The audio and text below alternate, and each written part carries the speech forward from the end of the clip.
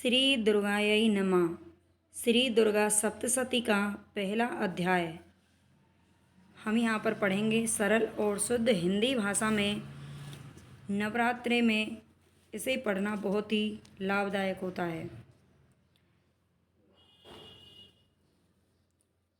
मेधा ऋषि का राजा सुरथ और समाधि को भगवती की महिमा बताते हुए मधु कैटभ वध का प्रसंग सुनाना। विनियोग। ओम। प्रथम चरित्र के ब्रह्म ऋषि, महाकाली देवता, गायत्री छंद, नंदा शक्ति, रक्त दंतिका बीज, अग्नि तत्व और ऋग्वेद स्वरूप है। श्री महाकाली देवता की प्रसन्नता के लिए प्रथम चरित्र के जप में विनियोग किया जाता है। ध्यान। भगवान विष्णु के सो जाने पर मधु और कैटभ को मारने के लिए कमल जन्मा ब्रह्मा जी ने जिनका स्तवन किया था, उन महाकाली देवी का मैं सेवन करता हूँ। वे अपने 10 हाथों में खड्ग, चक्र, गदा, बाण, धनुष, परिघ, शूल, भुसुंडी, मस्तक और शंख धारण करती हैं।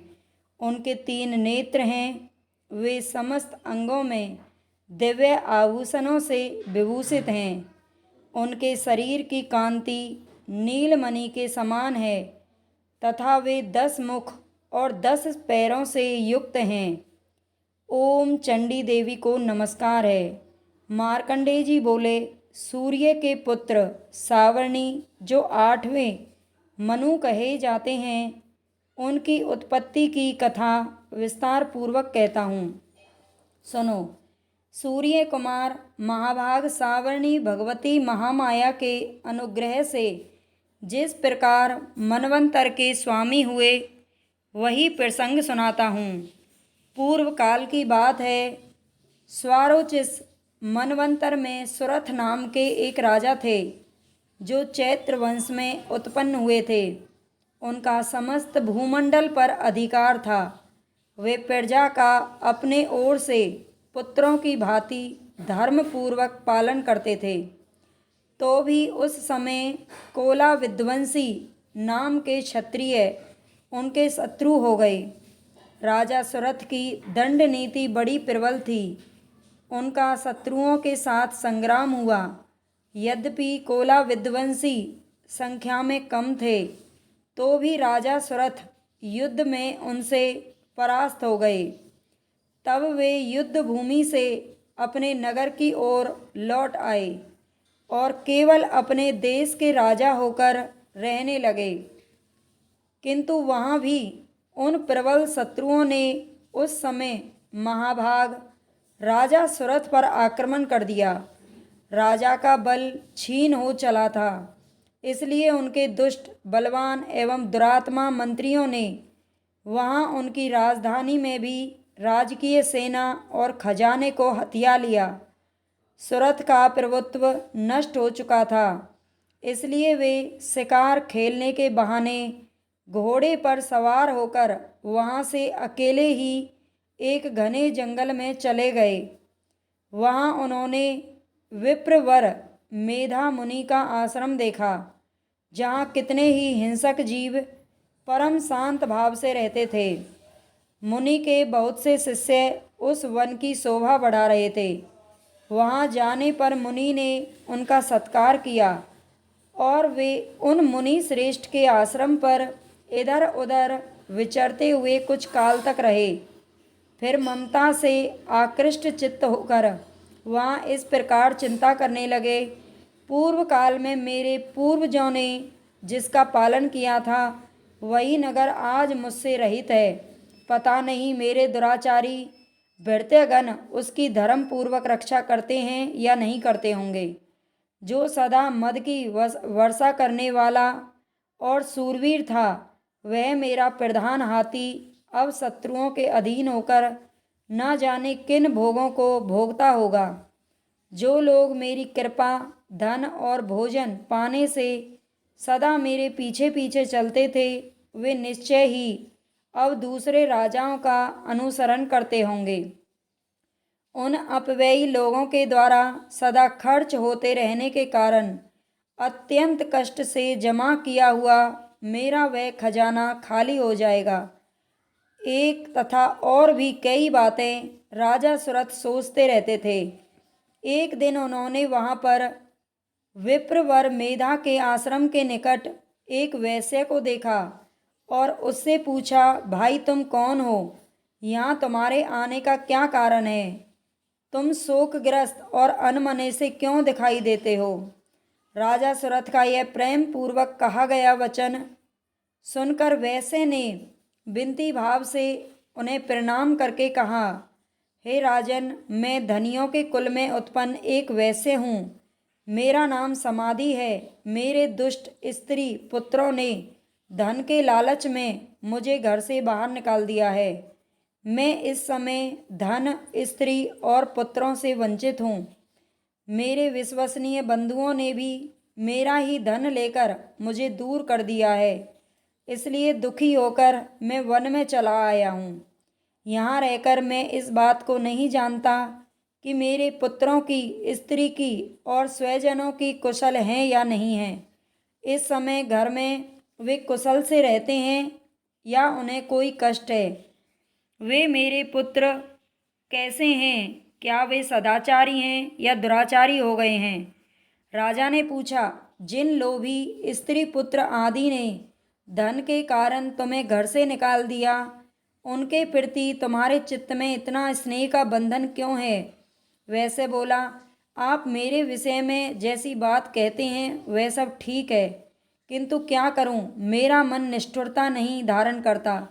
जिन्होंने धन के लोभ में पड़कर पिता के प्रति स्नेह, पति के प्रति प्रेम और आत्मीय जनों के प्रति अनुराग को तिलांजलि दे दी, मुझे घर से निकाल दिया, उन्हीं के प्रति मेरे हृदय में इतना स्नेह है। महामते गुणहीन बंधुओं के प्रति भी जो मेरा चित्त इस प्रकार प्रेम मग्न हो रहा है, यह क्या है? इस बात को मैं जानकर भी नहीं जान पाता। उनके लिए मैं लंबी सांसें ले रहा हूँ और मेरा हृदय अत्यंत दुखित हो रहा है। उन लोगों में प्रेम का अभाव है तो भी उनके प्रति जो मेरा मन है निष्ठुर नहीं हो पाता। मार्कंडेय जी कहते हैं, ब्राह्मण तदंतर राजाओं में श्रेष्ठ सुरथ और वह समाधि नामक वैश्य दोनों साथ साथ मेधा मुनि की सेवा में उपस्थित हुए और उनके साथ यथा योग्य न्यायानुकूल विनयपूर्ण बर्ताव कर बैठे। तत्पश्चात वैश्य और राजा ने कुछ वार्तालाप आरंभ किया। राजा ने कहा, भगवान, मैं आपसे एक बात पूछना चाहता हूँ, उसे बताइए। मेरा चित्त अपने अधीन न होने के कारण वह बात मेरे मन को बहुत दुखी देती है। जो राज्य मेरे हाथ से चला गया है उसमें और उसके संपूर्ण अंगों में मेरी ममता बनी हुई है। हे मुनि श्रेष्ठ, यह जानते हुए भी कि वह अब मेरा नहीं है, अज्ञानी की भांति मुझे उसके लिए दुख होता है। यह क्या है? इधर यह वैश्य भी घर से अपमानित होकर आया है। इसके पुत्र, स्त्री और भाई बंधुओं ने इसे छोड़ दिया है। स्वजनों ने भी इसका परित्याग कर दिया है, तो भी यह उनके प्रति अत्यंत हार्दिक स्नेह रखता है। इस प्रकार हम दोनों ही बहुत दुखी हैं। जिसमें प्रत्यक्ष दोष देखा गया है उस विषय के लिए भी हमारे मन में ममता जनित आकर्षण पैदा हो रहा है। महाभाग, हम दोनों समझदार हैं तो भी हमें जो मोह पैदा हुआ है यह क्या है? विवेक शून्य पुरुष की भांति मुझ में और इसमें भी यह मूढ़ता प्रत्यक्ष दिखाई देती है। ऋषि बोले, महाभाग, विषय मार्ग का ज्ञान सब जीवों को है। इसी प्रकार विषय भी सबके लिए अलग अलग हैं। कुछ प्राणी दिन में नहीं देखते और दूसरे रात में ही नहीं देखते, तथा कुछ जीव ऐसे हैं जो दिन और रात्रि में बराबर देखते हैं। यह ठीक है कि मनुष्य समझदार होते हैं, किंतु केवल वे ही ऐसे नहीं होते। पशु, पक्षी और मृग आदि सभी प्राणी समझदार होते हैं, मनुष्यों की समझ भी वैसी ही होती है जैसी पशु पक्षियों की होती है। यह तथा अन्य बातें भी प्राय दोनों में समान ही होती हैं। समझ होने पर भी इन पक्षियों को तो देखो, ये स्वयं भूख से पीड़ित होते हुए भी मोहवश बच्चों की चोंच में कितने चाव से अन्न के दाने डाल रहे हैं। हे नरश्रेष्ठ, क्या तुम नहीं देखते कि ये मनुष्य समझदार होते हुए भी लोभवश अपने किए हुए उपकार का बदला पाने के लिए पुत्रों की अभिलाषा रखते हैं। यद्यपि उन सब में समझ की कमी नहीं है, तथापि वे संसार की स्थिति बनाए रखने वाले भगवती महामाया के प्रभाव द्वारा ममता में भंवर से युक्त मोह के गहरे गर्त में गिरे हुए हैं। इसलिए इसमें आश्चर्य नहीं करना चाहिए। जगदीश्वर भगवान विष्णु की योग निद्रा रूपा जो भगवती महामाया हैं, उन्हीं से यह जगत मोहित हो रहा है। वे ही इस संपूर्ण चराचर जगत की सृष्टि करती हैं और वे ही प्रसन्न होने पर मनुष्य को मुक्ति के लिए वरदान देती हैं। राजा ने पूछा, भगवान, जिन्हें आप महामाया कहते हैं, वे देवी कौन हैं? ब्राह्मण, उनका आविर्भाव कैसे हुआ? उनके चरित्र कौन कौन से हैं? उन देवी का प्रभाव कैसा हो, जैसा स्वरूप हो और जिस प्रकार प्रादुर्भाव हुआ हो, वह सब मैं आपके मुख से सुनना चाहता हूँ। ऋषि बोले, राजन, वास्तव में तो वे देवी नित्य स्वरूपा ही हैं। संपूर्ण जगत उन्हीं का रूप है तथा उन्होंने समस्त विश्व को व्याप्त कर रखा है। तथापि उनका प्राकट्य अनेक प्रकार से होता है। वह मुझसे सुनो। यद्यपि वे नित्य और अजन्मा हैं, फिर भी जब देवताओं का कार्य सिद्ध करने के लिए प्रकट होती हैं, उस समय लोक में उत्पन्न हुई कहलाती हैं। कल्प के अंत में जब संपूर्ण जगत एकार्न वन में निमग्न हो रहा था और सबके प्रभु भगवान विष्णु शेषनाग की सैया बिछाकर योग निद्रा का आश्रय ले सो रहे थे, उस समय उनके कानों के मैल से दो भयंकर असुर उत्पन्न हुए, जो मधु और कैटभ के नाम से प्रसिद्ध हुए। वे दोनों ब्रह्मा जी का वध करने को तैयार हो गए। भगवान विष्णु के नाभि कमल में विराजमान प्रजापति ब्रह्मा जी ने जब उन दोनों भयानक असुरों को अपने पास आया और भगवान को सोया हुआ देखा, तब एकाग्रचित्त होकर उन्होंने भगवान विष्णु को जगाने के लिए उनके नेत्रों में निवास करने वाली योग निद्रा का स्तवन आरंभ किया, जो इस विश्व की अधीश्वरी, जगत को धारण करने वाली, संसार का पालन और संहार करने वाली तथा तेज स्वरूप भगवान विष्णु की अनुपम शक्ति हैं। ब्रह्मा जी ने कहा, देवी, तुम्ही स्वाहा, तुम्ही स्वेदा और तुम्ही वशटकार हो। स्वर भी तुम्हारे ही स्वरूप हैं। तुम्ही जीवनदायिनी सुधा हो। नित्य अक्षर प्रवन में अकार, उकार, मकार, इन तीन मात्राओं के रूप में तुम्ही स्थित हो तथा इन तीन मात्राओं के अतिरिक्त जो बिंदु रूपा नित्य अर्ध मात्रा है, जिसका विशेष रूप से उच्चारण नहीं किया जा सकता, वह भी तुम्ही हो। हे देवी, तुम्ही संध्या, सावित्री तथा परम जननी हो। तुम्ही इस विश्व ब्रह्मांड को धारण करती हो। तुमसे ही इस जगत की सृष्टि होती है, तुम्ही से इसका पालन होता है और सदा तुम्ही कल्प के अंत में सबको अपना ग्रास बना लेती हो। इस जगत की उत्पत्ति के समय तुम सृष्टि रूपा हो, पालन काल में स्थिति रूपा हो तथा कल्पांत के समय संहार रूप धारण करने वाली हो। तुम्ही महाविद्या, महामाया, महामेधा, महास्मृति, महामोह रूपा महादेवी और महासुरी हो। तुम ही तीनों गुणों को उत्पन्न करने वाली सबकी प्रकृति हो। भयंकर कालरात्रि, महारात्रि और मोहरात्रि भी तुम ही हो। तुम ही श्री, तुम ही ईश्वरी, तुम ही हुई, तुम ही बोध स्वरूपा बुद्धि हो। लज्जा, पुष्टि, तुष्टि, शांति और क्षमा भी तुम ही हो। तुम खड़ग धारिणी, शूल धारिणी, घोर रूपा तथा गदा, चक्र, शंख और धनुष धारण करने वाली हो। बाण, भुसुंडी और परिघ ये भी तुम्हारे अस्त्र हैं। तुम सौम्य और सौम्यतर हो। इतना ही नहीं, जितने भी सौम्य और सुंदर पदार्थ हैं उन सब की अपेक्षा तुम अत्यधिक सुंदरी हो।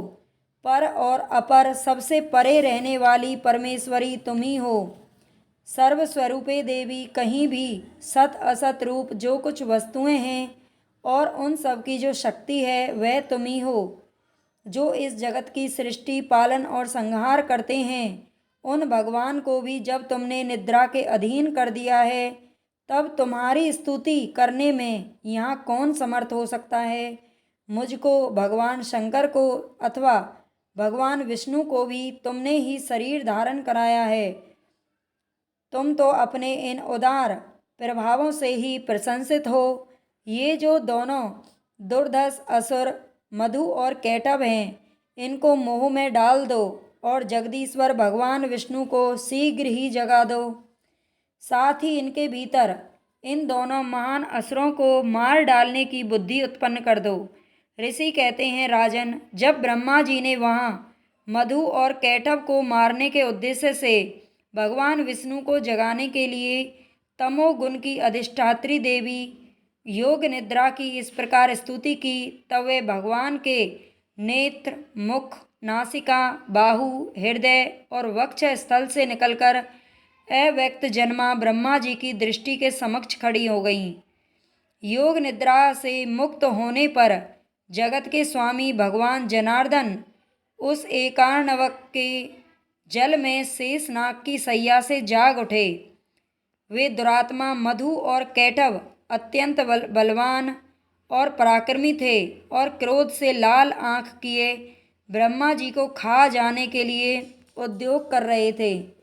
तब भगवान श्री हरि ने उठकर उन दोनों के साथ 5000 वर्षों तक केवल बाहुबुद्ध युद्ध किया। वे दोनों भी अत्यंत बल के कारण उन्मत्त हो रहे थे। इधर महामाया ने भी उन्हें मोह में डाल रखा था, इसलिए वे भगवान विष्णु से कहने लगे, हम तुम्हारी वीरता से संतुष्ट हैं, तुम हम लोगों से कोई वर मांगो। श्री भगवान बोले, यदि तुम दोनों मुझ पर प्रसन्न हो तो अब मेरे हाथ से मारे जाओ। बस इतना सा ही मैंने वर मांगा है, यहाँ दूसरे किसी वर से क्या लेना। ऋषि कहते हैं, इस प्रकार धोखे में आ जाने पर जब उन्होंने संपूर्ण जगत में जल ही जल देखा, तब कमल नयन भगवान से कहा, जहाँ पृथ्वी जल में डूबी हुई ना हो, जहाँ सूखा स्थान हो, वहीं हमारा वध करो। ऋषि कहते हैं, तब तथास्तु कहकर शंख, चक्र और गदा धारण करने वाले भगवान ने उन दोनों के मस्तक अपनी जांघ पर रखकर चक्र से काट डाले। इस प्रकार ये देवी महामाया ब्रह्मा जी की स्तुति करने पर स्वयं प्रकट हुई थी। अब पुनः तुमसे उनके प्रभाव का वर्णन करता हूँ, सुनो। पहला अध्याय समाप्त हुआ। इसका दूसरा अध्याय आगे पढ़ने के लिए चैनल से जुड़ें, सब्सक्राइब कर लें। देवी माँ आपकी सभी मनोकामना पूरी करें। ओम दुर्गायै नमः।